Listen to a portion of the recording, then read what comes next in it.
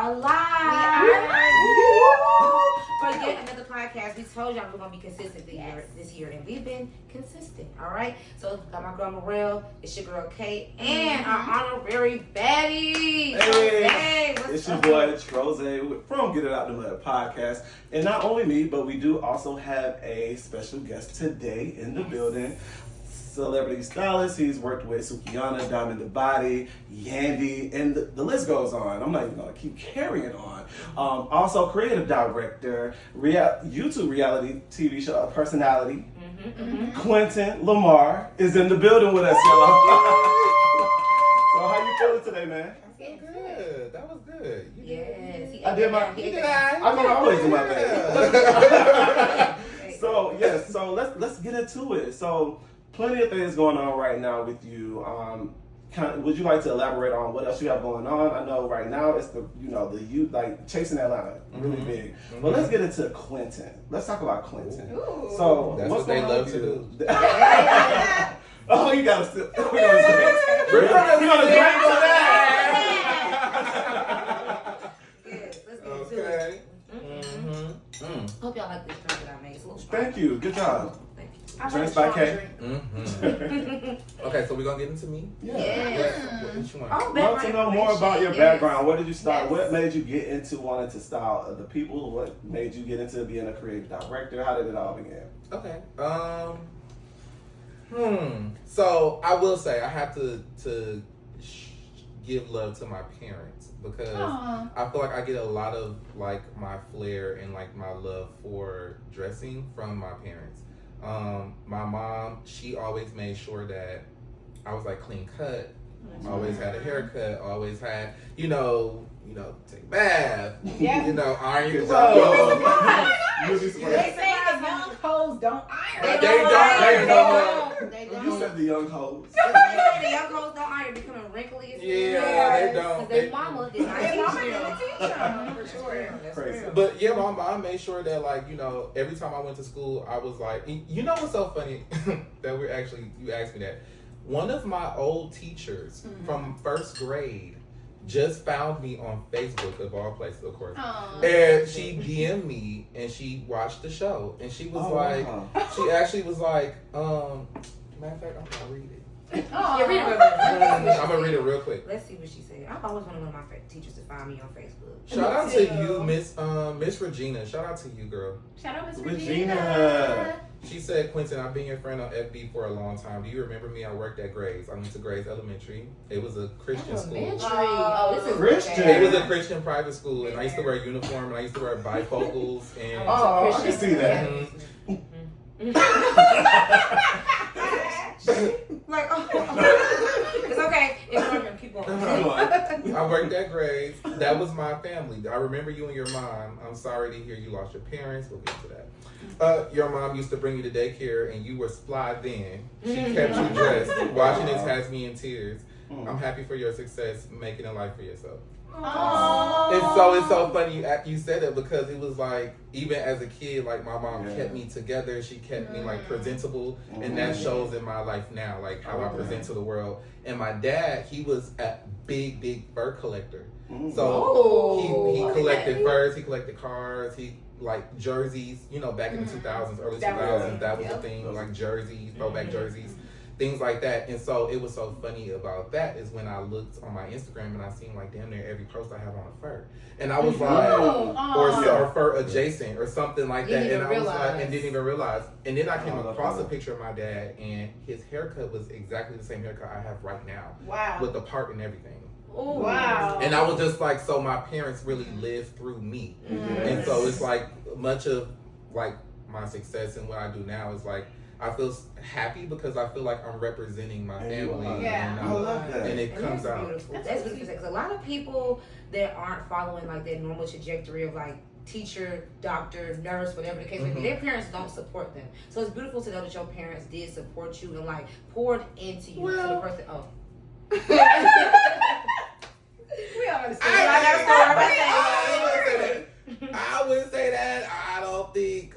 Well, my dad passed away when I was 8. Yeah, he was murdered, and it was like this whole thing. But so he never got to see the full What you became. what I Mm-hmm. became. But that spirit, I know You for a carry fact, it. it lives through me. Like I can Yes. tell, like Yeah. my dad is all up in me.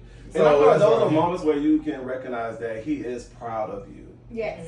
He's proud of you. Like honestly, because you do things that you don't even really notice until later. Like you said, the haircut. Did you see a picture of him that made you get the haircut, or you got the haircut and then you No, recognized this it? is That's this, the way. I've been getting my haircut like this for decades. And that was just a And, reminder. and I literally came across a picture. So when he passed, and he was a well-known community person. He had businesses and everything. So he had a big funeral. The mayor came out, like it was big. Oh, wow. And it was even videotaped. Like we had it on VHS and everything. And so when the funeral happened, they gave us, you have the obituary. Yeah. They gave us the obituary, and they gave us bookmarks. And it was these big bookmarks, and they had all these pictures of him. I have a picture in my phone. I'll show y'all later. But in the top picture was a picture of him as a teenager, or like late teens, early 20s. And that's when I seen he had the haircut. Oh my God. He had the Even- same smile. It was. He was, I'm gonna he's pivot living through real you. quick. I feel like our love I'm gonna pivot was real quick because Yes, they also do. with Yeah. you, like you said, your father was big in the community. Mhm. Back in Milwaukee, you were big in the community. You started programs to Okay, like, Milwaukee. yeah. Yes. Oh, don't say me. You didn't think I was ready. Oh, I didn't think he was gonna go there. So I love that. So it's like it aligns, right? It makes Yes. sense. Like you get that from your mother and your father, right? So you know what? I'm actually glad you said that, because what people don't know, because people see the whole fashion point now, because that's what kind of launched me into like the stratosphere. But people don't realize that before I ever had a career in fashion, what I was doing was at Advocating. Right? 15, I was a part of a nonprofit called Urban Underground. I know that's right. So, and I signed myself up for it, actually. And so, what Urban Underground was, because I'm an only child, so I was always like trying to do stuff. Like, I was the kid back in school, I was a cheerleader. I was on the debate team. That's why I'm good at. That's why I'm good at arguments, and I'm good at defending myself, and I'm good at like going back and forth with people. You'll see that on the show. Love it. But I'm good at doing it in a way where it's like. I'm standing up there. Yeah, I'm still because right. I was on debate team and shit. I used to win medals and things like that. So like I was in commercials, Oreo commercials. Like I was the kid that did everything. I was on dance team, drill team. Like I did everything. I won prom king. I was doing everything. So that was me. I was the extracurricular person. He's our type, y'all. I know. Yeah, like I was that guy. It was like, oh, where's Quintin at rehearsal? Rehearsal for what? God only knows at this point. But like for example, in school, I organized our Black History program. And This is our Black History program at the school the other day. It was so good. So Was I it good? Oh, it was so good. They did Rihanna halftime performance. Yeah. Oh my God. So you know what's funny is for our Black History program, I decided the theme was going to be Black girl groups. So we did a tribute to all the Black, and so we did a big tribute. And you want to know what's so crazy in full circle is that now my boss is the stylist for TLC. Oh, wow. And I've met Chili and everything. So it's so, but I never told her that. So I'll tell her one day. But you should. yeah, but it's so funny how life comes full circle because we did the condoms over the eye and everything. We did in school, and they let me do it. right. I mean, And it's they always let say me- sex. And, God shows you your future life in little ways. And it's Little not- ways. you're like, In little ways. And How it's does it all so come together? crazy. But, you know, speaking of the condom, so yes, I did the Black History program. I hosted it. I performed in it, did all of the things. And while I was doing that simultaneously, I was also one of the first people to do the Gay Straight Alliance in Wisconsin.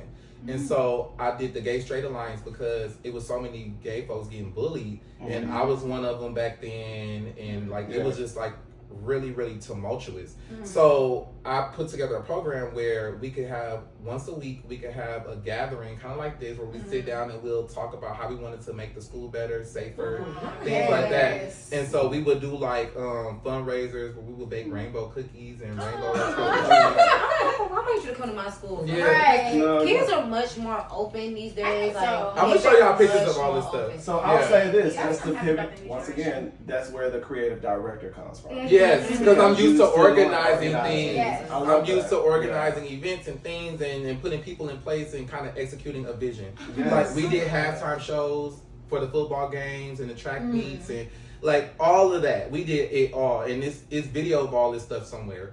Embarrassing, but it's there. And so that led me to condom packaging parties with Urban Underground. Okay. So because I was one of the only openly like gay kids at the time, like I was always myself. Exactly what you see now is how I was as a kid. That's like how even it as a little boy, like people knew I was gonna be gay. They was like, that's y'all gay.